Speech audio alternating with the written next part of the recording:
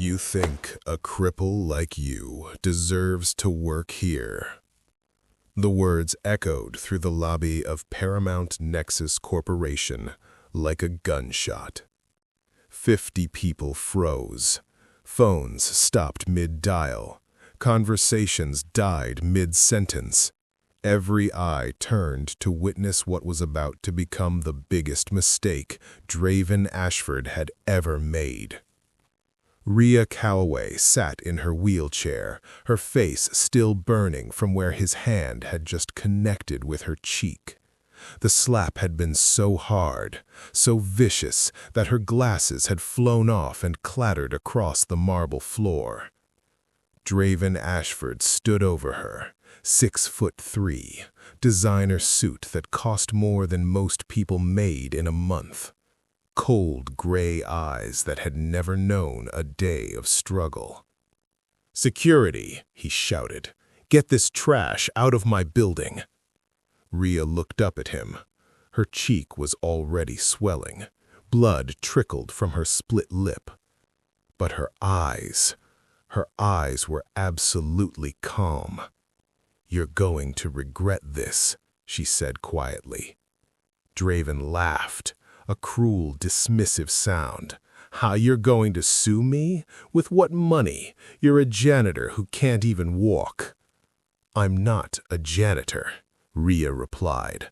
Her voice was steady, dangerously steady. "Not anymore."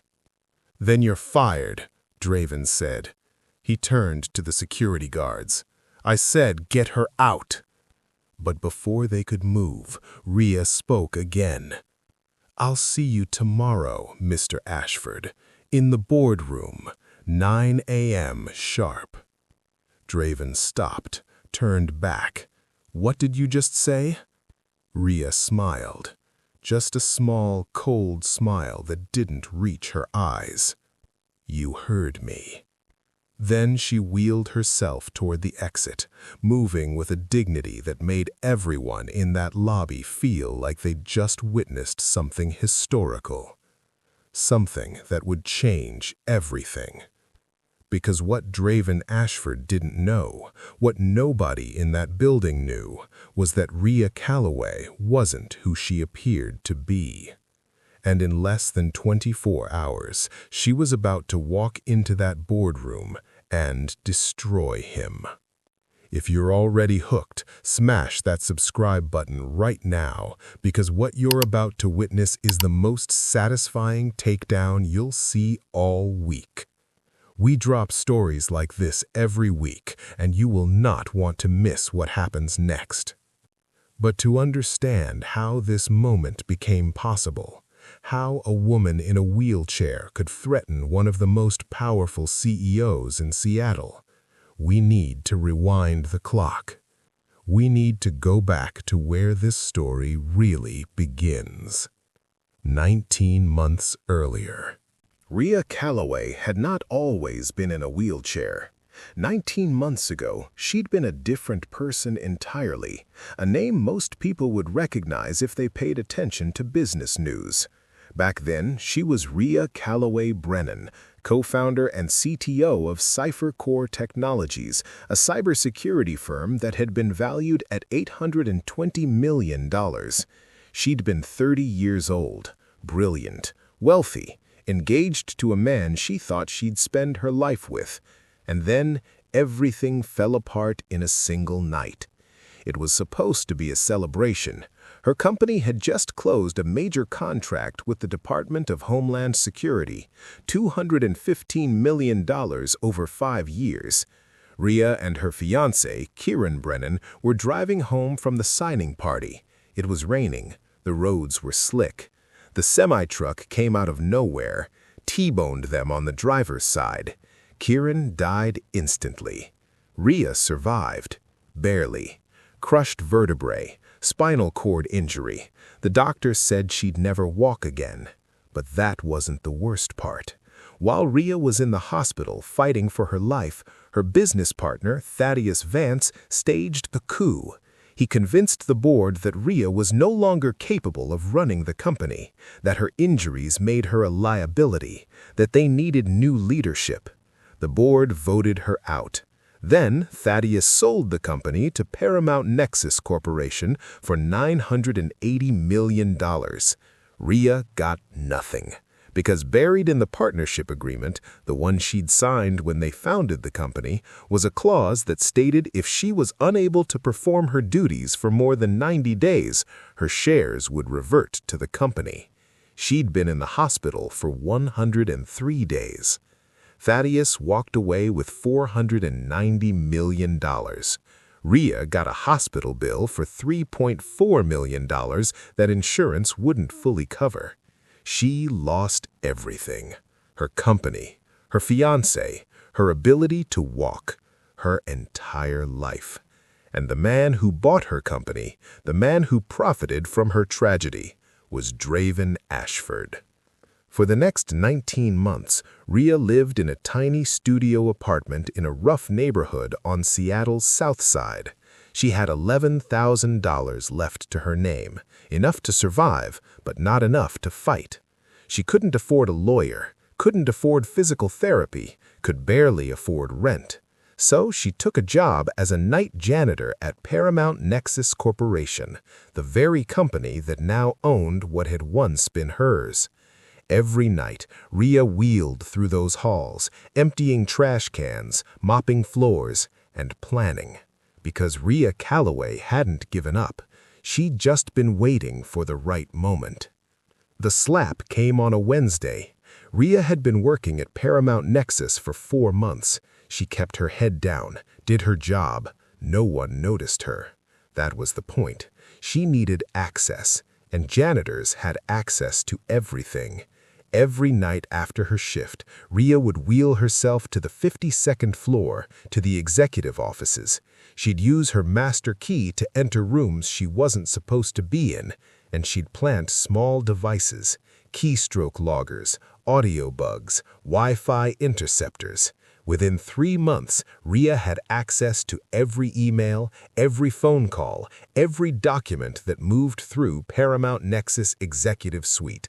She knew about the illegal offshore accounts, the bribes to foreign officials, the insider trading, the systematic fraud that Draven Ashford had been committing for years.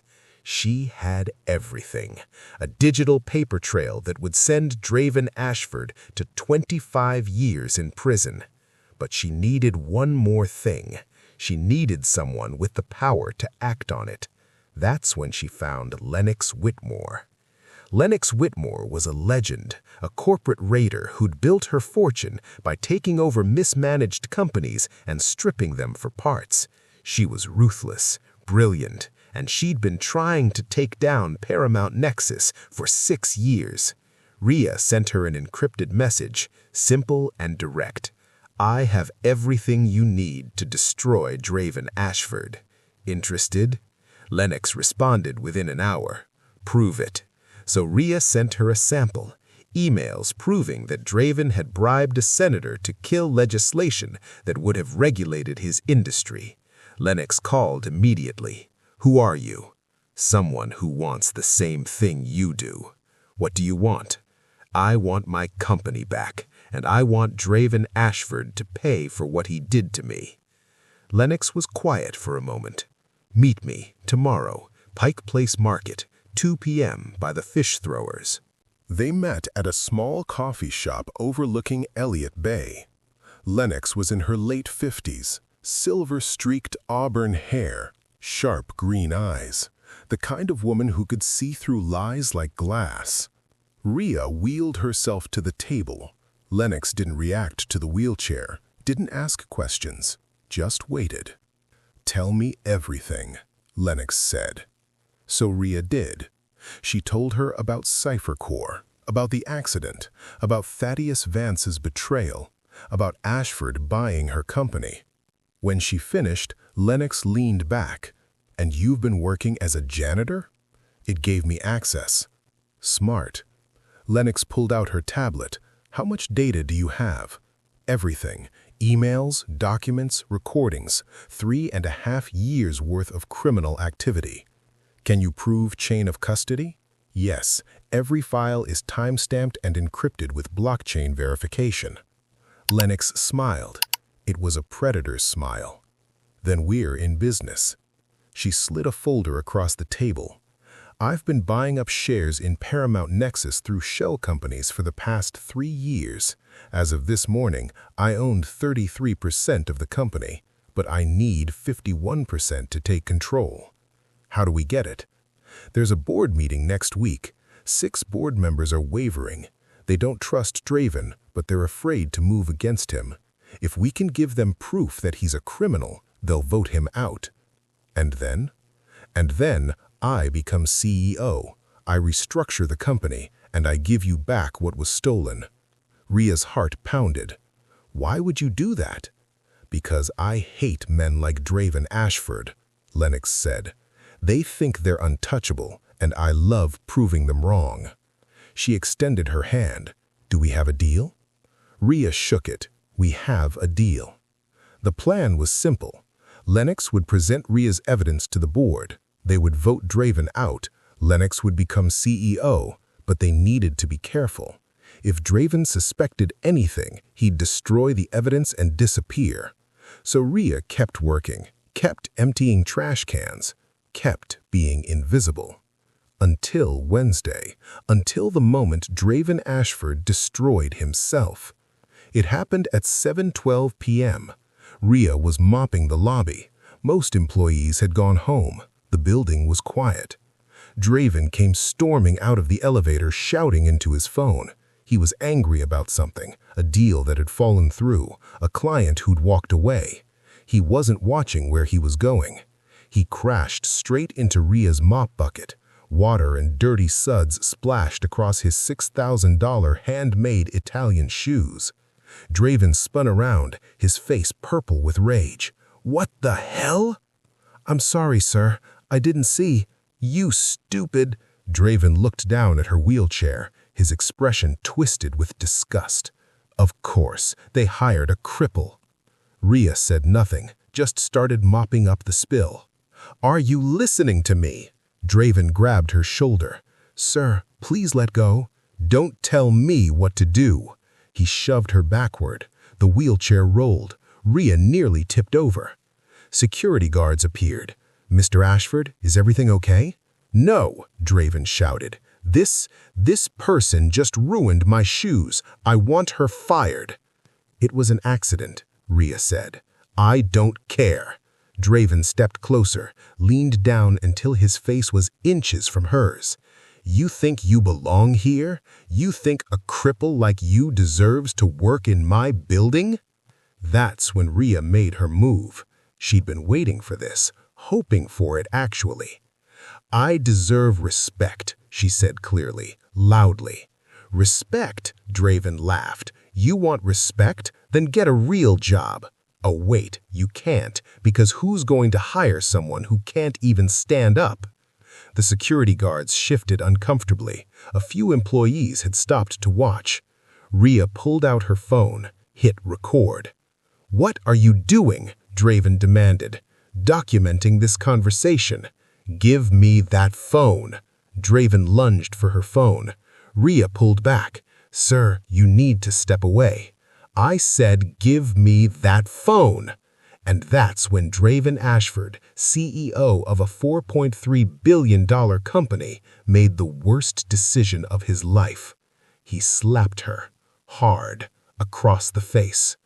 The crack echoed through the lobby like a thunderclap. Ria's glasses flew off, her head snapped to the side. Blood appeared on her lip. Absolute silence. 50 people stared, and every single one of them had their phones out, recording. Draven seemed to realize what he'd just done. His face went pale. She was threatening me. Nobody moved. Nobody spoke. Ria looked up at him. Her cheek was already swelling, but her eyes were ice cold. You're going to regret this, she said quietly. What are you going to do? Sue me? With what money? "I'm not a janitor," Rhea said. "Not anymore." "Then you're fired. I'll see you tomorrow, Mr. Ashford, in the boardroom, 9 a.m. sharp." And she wheeled herself out, leaving Draven standing in the lobby, surrounded by cameras, having just committed career suicide. Before we continue, tell us right now where you're watching this story from. Drop your city, state, or country in the comments, because this story is being watched all over the world, and we want to know where you are, because what happens next is going to make international headlines. That night, the video went viral. By 8 p.m., it had been shared 75,000 times. By 10 p.m., it was on the news. CEO brutally assaults disabled employee in company lobby. By midnight, #FireDravenAshford was trending worldwide. Draven's PR team went into damage control. They released a statement claiming Rhea had been aggressive, that Draven had been defending himself. But the video showed the truth. By morning, 4 major clients had terminated their contracts, the company's stock had dropped 22%, and the board had called an emergency meeting for 9 a.m. Draven arrived at Paramount Nexus at 8:15 a.m., flanked by 5 lawyers. He took his private elevator to the 55th floor, to the executive boardroom. The room was massive, floor-to-ceiling windows overlooking Puget Sound and the Olympic Mountains, a table that could seat 25 people. The board was already there, 14 men and women in expensive suits, all looking uncomfortable. "Let's get this over with," Draven said, sitting at the head of the table. "I know why you called this meeting. Yes, I lost my temper. Yes, I made a mistake. But—" "You didn't just make a mistake." Lennox Whitmore's voice cut through the room like a blade. Draven's head snapped around. Lennox sat at the far end of the table, perfectly composed in a steel-gray suit. "What are you doing here?" Draven demanded. "I'm a shareholder," Lennox replied. "I own 4%. "I owned 4%, Lennox corrected. "As of this morning, I own 52%. I've been buying shares through various entities for the past 3 years, and last night, when your stock crashed, I bought the rest." Draven's face went white. "That's impossible." "Check with your financial team," Lennox said calmly. "I'll wait." Draven grabbed his phone, made a call. His hand started shaking. "It's true," he whispered. "Which means," Lennox continued, "I now control this company, and my first act as majority shareholder is to call for a vote to remove you as CEO. You can't. All in favor?" 14 hands went up. Draven stared at them in disbelief. "You're all fired." "You can't fire us," one board member, a woman named Cordelia Hathaway, said. "You're no longer CEO." "This is my company." "Not anymore," Lennox said. She stood and walked to the head of the table. "Security will escort you out. You have 1 hour to clear your office. I'll sue. I'll destroy you. The boardroom doors opened, and Rhea Calloway wheeled herself in. Draven's mouth fell open. What is she doing here?" "Allow me to introduce our new Chief Technology Officer, Rhea Calloway, former founder of Cipher Core Technologies, the company you stole." Draven looked like he'd been punched in the gut. You're her?" "Surprise," Rhea said coldly. "But you can't." "Walk," Rhea finished. She reached down to the wheels of her chair, locked the brakes, and then she stood up. The entire boardroom gasped. Rhea had been able to walk for the past 4 months. Physical therapy had worked, but she'd kept it secret, kept pretending, because she needed Draven to underestimate her. She walked slowly, deliberately across the room until she stood directly in front of Draven. I've spent 19 months planning this, 19 months working as a janitor in my own company, watching you profit from what you stole, and last night you gave me exactly what I needed. What are you talking about? You assaulted me on camera, which means every contract you've signed in the past 2 weeks is now voidable due to moral turpitude clauses. Your personal assets are about to be frozen pending criminal investigation, and the SEC is opening an inquiry into the fraud I've been documenting for the past 4 months. She leaned closer. You're finished. Draven's face crumbled. Please, I'll resign. I'll give back everything. Just don't— Too late, Rhea said. She turned to Lennox. I believe we have a company to run. Security appeared. 2 large men in black suits took Draven by the arms. This isn't over, Draven shouted as they dragged him toward the door. I'll come back. I'll destroy you. You'll never— The doors closed on his threats. Silence filled the boardroom. Then Cordelia Hathaway started clapping. Then another board member. Soon the entire room was applauding. Lennox smiled. Welcome back, Ms. Calloway. Rhea looked out the window at the Seattle skyline, the same view she'd had 19 months ago when this had all been hers. It's good to be home. But the story didn't end there. 3 days later, federal agents raided Draven Ashford's home in Medina at 6 a.m. They found $47 million in cash hidden in a safe room, documents proving bribes to foreign officials, evidence of money laundering through 14 different shell companies. Draven was arrested. Bail was set at $50 million. He couldn't make it. He sat in King County Jail while his lawyers scrambled. The trial would take months, but the evidence was overwhelming. Draven Ashford was looking at 30 to 40 years in federal prison. 2 months later, Rhea sat in her new office, the CEO's office, 55th floor. Same view Draven had enjoyed, but everything else was different. Paramount Nexus no longer existed. Rhea had renamed it Cipher Core Global, a combination of her old company and the new empire she was building. Lennox had stepped aside as CEO, taking a position on the board instead. This was always your company, she'd said. I was just keeping it warm. Rhea had reinstated all the employees who'd been fired during Draven's purge. She'd raised the minimum wage for all staff to $75,000 a year. And she'd created a foundation, the Kieran Brennan Memorial Fund for Spinal Injury Research, $100 million to start.